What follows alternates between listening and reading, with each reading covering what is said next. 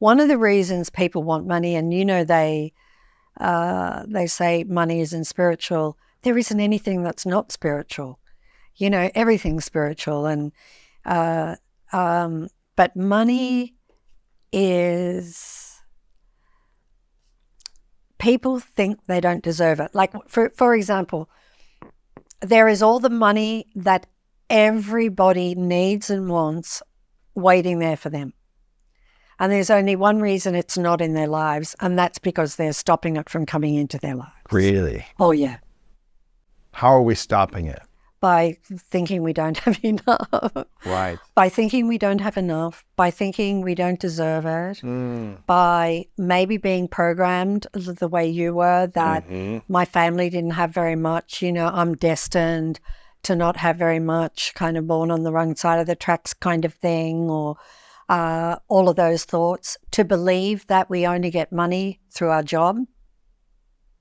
If you believe that that's the only way you're going to get money, that's the only way that you're going to get money. But you can get money from unbelievable, unlimited different ways. Yes. And so you start to open up your mind that money can come from anywhere, everywhere, right? And so money can come into your life. So straight away you open up, because law of attraction can only do what you believe. And so if you believe you only get money from your job, you see what we do? We are unlimited beings, and we limit ourselves down to nothing. We are unlimited. The world and all of its riches and joys is all of ours. And so, but we, through our beliefs, for this reason, I don't deserve it. I don't deserve it because I didn't work hard enough. I need to work harder to get this. I need to suffer. I know that people, have money, they had to suffer. So we have all of these limitations that we impose on this unlimited being that we are. Yes. Why does it seem like money is one of the hardest things to break through when it comes to believing we are deserving of money and believing that it comes to us effortlessly? Why does it seem like it's so challenging for a lot of the world? I think it is to do with our deservability, that I just think that's ingrown into us. That what about all the things, money doesn't grow on trees, I can't afford it. I mean, I came from a really humble background. My parents could not afford, we had secondhand clothes. So I had a whole lot of lack fed to me just by my day-to-day living as a child and growing up. I didn't ever feel that, but I certainly grew up with lack, because I knew when I discovered the secret, I had to turn my mindset from lack to a wealth mindset, to an abundance mindset. And so I set about to do that. And that's why I know anyone can do it, because I did it. What was that process for you of turning it from lack into abundance? It was all affirmations. I played affirmations, gratitude, being grateful for everything I had, affirmations to talk about that I'm wealthy already, affirming that I have plenty of money, that I attract whatever I need, and I'm a success with everything I touch, and all those kinds of affirmations. So I did those. I did gratitude, and anything that gave me a bad feeling around money, I reversed it. And one of those things was paying bills. Why? Because you never have enough money to pay the bills, right? So how did you reverse that? When bills would come your way, what were you doing? I pretended they were checks. When it was a bill. And so what would you think and feel when you see it? So back then, I would open the mail. Right. It was like all these window-faced envelopes. And I would open the mail and like, oh my gosh, I didn't have any way to pay all of these bills. It was like a dread feeling. Oh, horrible. My stomach would just, to my knees. So for everybody, I have been there. I have done it. I know how you feel if you're struggling with money. And I can tell you, you don't have to live your life like that. You really don't. And so I played games because law of attraction doesn't know if you're imagining something or if it's real. Doesn't know. Doesn't care. Doesn't have an opinion. Doesn't have an opinion at all. And so I would play these games where I would open it up, and maybe it was like $1,200 or something, and I would be like, whoa! You'd be excited. Oh yeah, I'd be excited. Oh, $1,200, and I would write it down, and I'd tally up the amounts of money that I got for that day. And it got to a point where I didn't feel I was getting enough, like it wasn't a tally. I would add zeros. So the $1,200 I would turn into $12,000, and then I would add zeros, and then I would say, yes, $150,000 is mine today, And so I would. But it was really bills. Yeah, they were really bills. Oh my goodness. And so I would play that game so I would feel better, and then I would pay what I could. But do you know when I paid, I would do something else. I played another game. Tell me. When I paid, I would imagine that this money is not a bill, but I'm donating to the company. I'm making a donation because this company has been really great in supplying me with electricity. And so I'm making a donation, and this money is going to help all of the people educate their children. Wow. It's going to help them buy food this week. It's going to pay their mortgage. So I would think about all of the employees and the difference this money would make by giving this money. And so that would cause all the resistance to go away, right? A total meltdown. And that was how I did it. So I took the circumstances where I didn't feel good about money. Now, back then, we got bank statements. They were not pretty, right? But I changed that around. Really? Just with a bit of marker. I would just and I had credit cards because I, in Making the Secret, I kept borrowing on the credit cards to make the documentary. They were at the max. And I had 2 credit cards, and they were at the absolute max for amounts of money that was inconceivable to me. Right. And that I had absolutely no way of paying it off. Yeah. No, but what I did was I just I just pretended that when I got the statements, I would just pretend that I had. Do you know what I did? I did 0, 0, 0, 0. And then I put thank you over the bill. And now I have 0, 0, 0, 0 on my credit cards. Wow. But to this day, if I have a written bill or something, like if somebody comes to do a service at the house and I write them a check, and across that bill I would write thank you paid, because that is what I did with every bill I couldn't pay. I put thank you paid. Wow. And to this day, I still write thank you paid. Wow. I know. Now, for people that are watching or listening, they're thinking, this is a beautiful, thing to try and to do. But if they still have to pay the bills and they're like, well, how far can I take this until I'm like, the money is, stacking up, or the bills are stacking up, where I'm like, I don't go back into overwhelm or stress that I haven't paid off these bills. You have to pay what you can. Like what I did was I would play that game, and then I would pay what I could. And I think even these days, companies are a lot more understanding than they were back then, and they would say, if you ring us, we'll work out a payment plan with you and whatever. But I did pay those bills. I would pay the most urgent ones, like electricity, because I didn't want that to be cut off, right? And so, you do pay them. But I would just do things to feel better about money. I think that is the thing I want people to take away from this story, is the play nature that you had with it. Yeah. Where there's a lot of stress and overwhelm around money for so many people. Yeah. But which was the same for you for a long time until you started to play. I did. I played all the time. And that is a huge key to the secret, is being in a playful, energetic state, right? Yeah, yeah. Like I did this list of desires. I had all these credit cards they held. I overdrafted my company. I had mortgaged my home to the hilt, all like just making the documentary.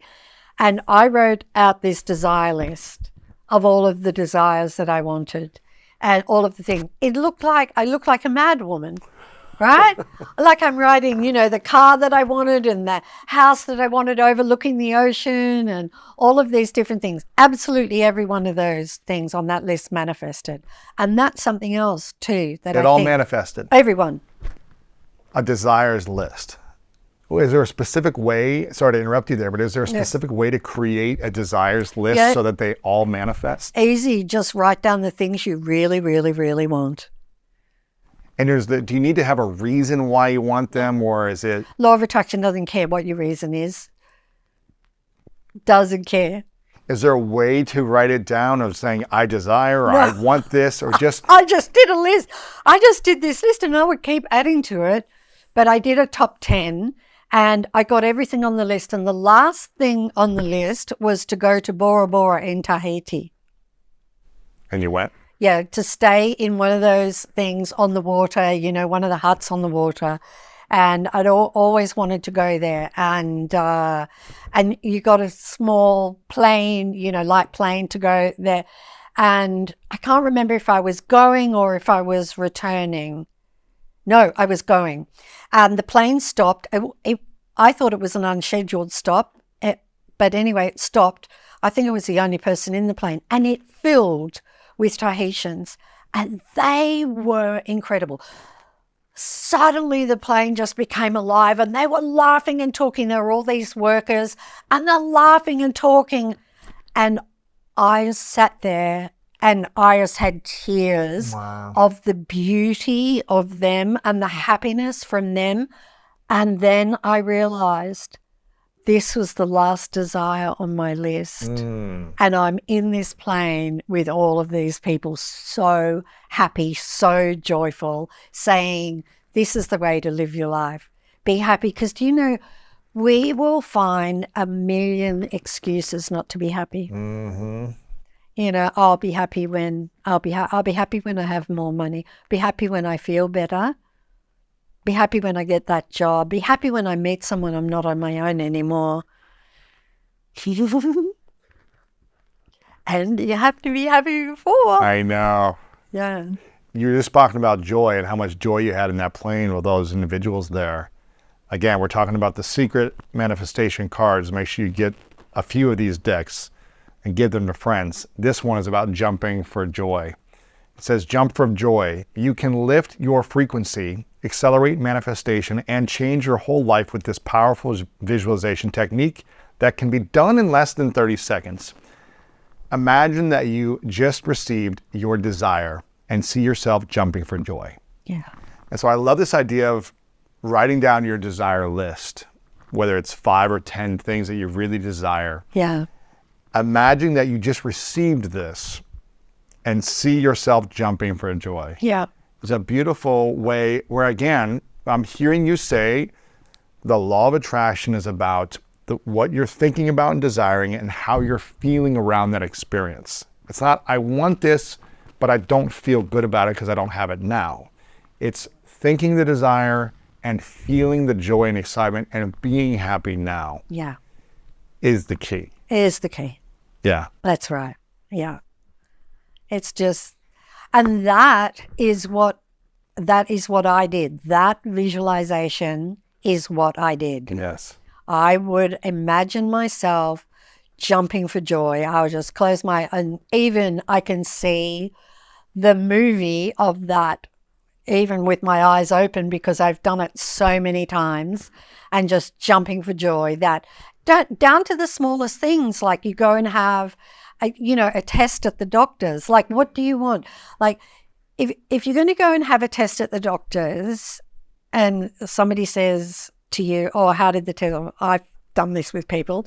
Oh, how did you go with the test? I don't know yet until it comes back. Then it could be anything. Right. You've got to say what it is.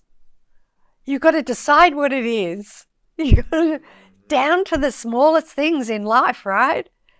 Everything we have to intend and say. We have to choose it. We've got to declare. We are an unlimited being. Don't limit ourselves and say, I don't know yet. Because when people say that to me, I'm like, what do you want it to be? Well, I don't know until I get the results. No, what do you want it to be? All clear, right? Like before I go to the dentist, I always say before I go to the dentist, fabulous. Right. All good. All good. Yeah, absolutely. Yeah. And going back to the desire around money, I wanted to add one more card in here, and then I have a couple final questions, because I could speak to you for hours, Rhonda. This is amazing, but I want to be respectful of time here. When it comes to money, you have this incredible card, again, in your manifestation deck, which says, prosperity is your birthright. And here are 4 simple rules to manifest money. Number 1, each day, think more thoughts of abundance than thoughts of lack of money. Number 2, be happy now without the money, which is probably one of the hardest things for people when they feel like they're stressed, not with money. Be happy now without the money. Number 3, be truly grateful for everything you have now. Not frustrated for what you're lacking, but be grateful for what you have now. And 4, give the best of yourself to others. This is huge. And I'm so glad you have that in here, because a lot of us hold back the best of ourselves to ourselves and to others. Why do we live in scarcity of our gifts to other people to see those gifts fully? I just think it's the nature of the ego. You know, the ego's second name is lack. I am ego, lack, and fear.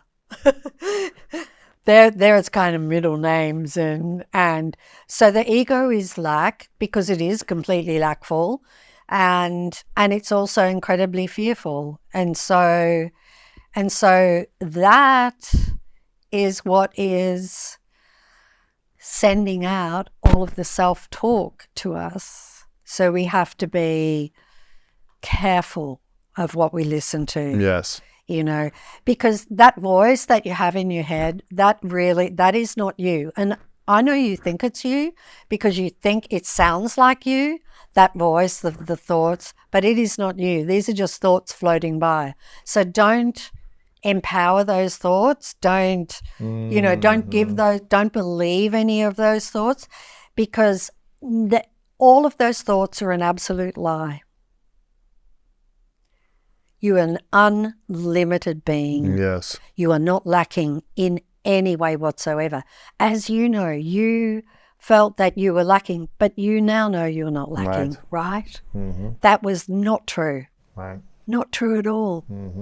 So, yeah, it's just the nature of the ego.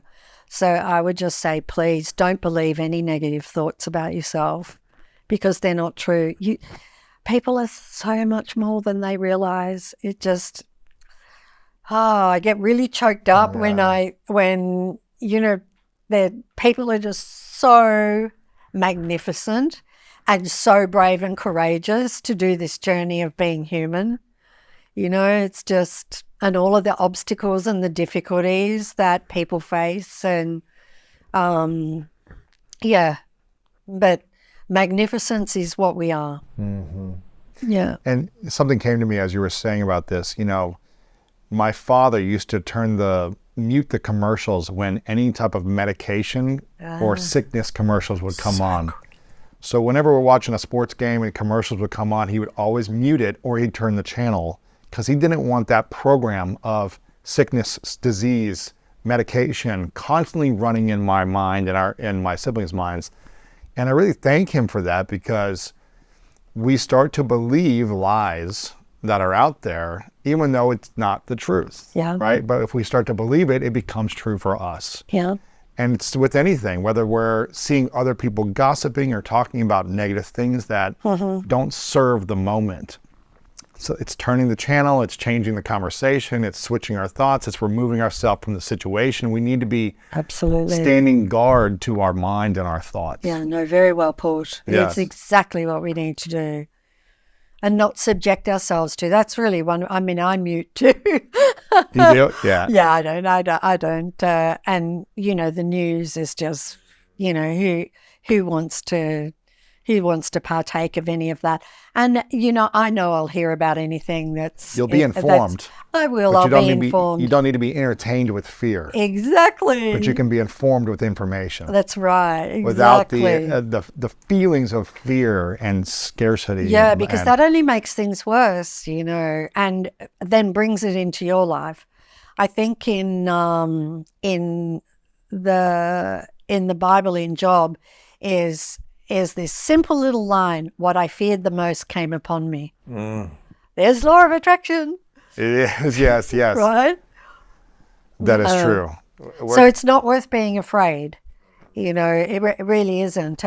And fear, all of the emotions and all of the thoughts are coming from the mind. And the mind is just a program, and you can change the program. And it just takes a little bit. It just takes a little bit of putting in the good thoughts and the positive thoughts. And as you put in the good thoughts and the positive thoughts, then you begin to feel better, and you're feeling happier, and then you're on a roll.